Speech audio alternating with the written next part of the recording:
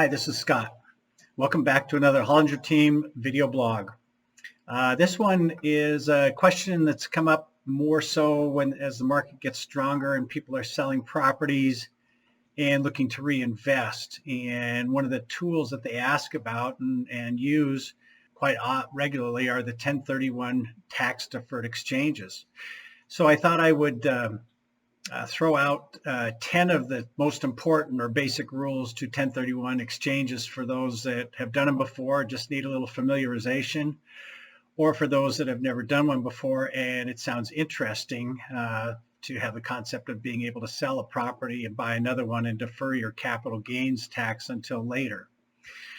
So let me go through the 10 here, and hopefully it'll be informative, and there's a lot of information out there. Feel free to reach out to me. I'm in the process of completing a 1031 exchange myself. So number one is there's some deadlines, and the most important deadline is once you close on an investment property, you have 45 days to identify some replacement property or properties. After that period passes, then you have a total of 180 days from the date of closing to complete the transaction, or that part that's not completed would not be considered part of a tax-deferred exchange anymore, and you'd have a taxation levied on that part of the transaction. So number two is you have a 3 property rule. So when you go to identify, you can identify up to 3 properties, and you can ultimately close on 1, 2, or all 3 of those, but you are limited under the 3 rule property to just 3, and have the latitude of closing on any number of those. Rule number 3 is a twist on that. That's the 200% rule. And basically that says you can identify more than 3 properties, but only up to 200% of the value of the property that you sold. So if you sold a $500,000 property, you could only identify multiple properties up to 200% or $1 million in value. So there's a little bit of an opportunity there also.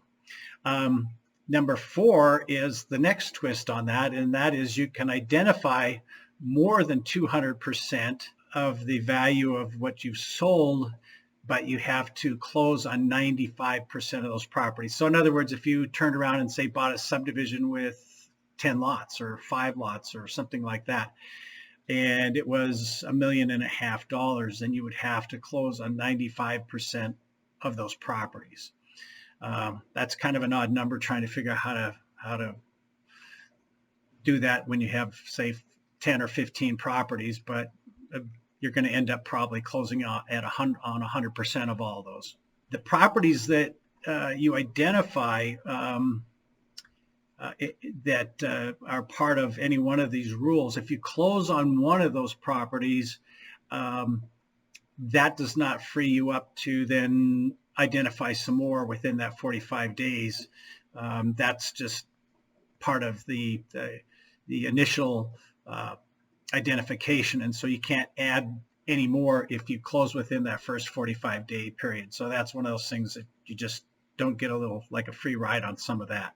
The property has to be, and this is number 6, the property has to be properly identified. You can't just say like, oh, I'm going to buy a lot in XYZ subdivision, Happy Hills or something like that. It has to be more specific with either legal description or a specific address, that kind of thing, and as accurately described as possible that you could defend if you were ever questioned on that kind of thing. Then number 7 is who is the person who is to receive that identification. And so in a 1031 exchange, when you close on a property, that money does not go into your account. It goes to a facilitator or an accommodator that will hold that in trust for you until the time comes to close on your replacement properties. And that has to be to that facilitator by the deadline of the 45 days. You can't have a postage, an envelope that's postmarked that day and have it show up a couple days later. That's too late. It has to be in their possession at the end of the 45 days. The replacement properties that you've identified have to be substantially the same that you close on to what you identified. And that's, it has to do with sometimes some variation in a survey or something like that. If you were buying some river property and originally it was 10 acres, but because of erosion or something like that, it ended up on a new survey to be something less than that. You can't just have it be a huge difference, but there is some latitude in that. There's another interesting thing and we've had this happen in a couple of our exchanges that I've helped people with, and there is a construction component to an exchange, and this is number 9 on our list. Number 9 says that if you buy a vacant property and you're going to build, let's say, a rental house on it, you can identify that property and identify what work you're going to do there and the costs associated with that. And then the money would be paid out by the facilitator as those costs were incurred for construction, but you have to have the entire project done in the 180-day time period. So if you're starting from scratch, probably a difficult thing to do. If you're doing a remodel or some other things like that, or doing an addition or something like that, you might be able to make the 180-day time period. And lastly, number 10 is you can do reverse exchanges. In other words, if you see a property you really want, it's a great opportunity to buy it, and you don't have anything sold yet, you can basically you fund the facilitator with the money to close for you on the replacement property that you're purchasing. And then you have 45 days from that time period to identify what you're going to sell in order to buy it. And then you can complete the transaction during that complete 180-day time period.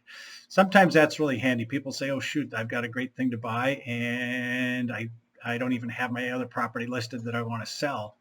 That will do it. The facilitators that you use should be very familiar with the steps involved with that, and kind of tell you a little bit more specifically how all of that works. Hope this was helpful.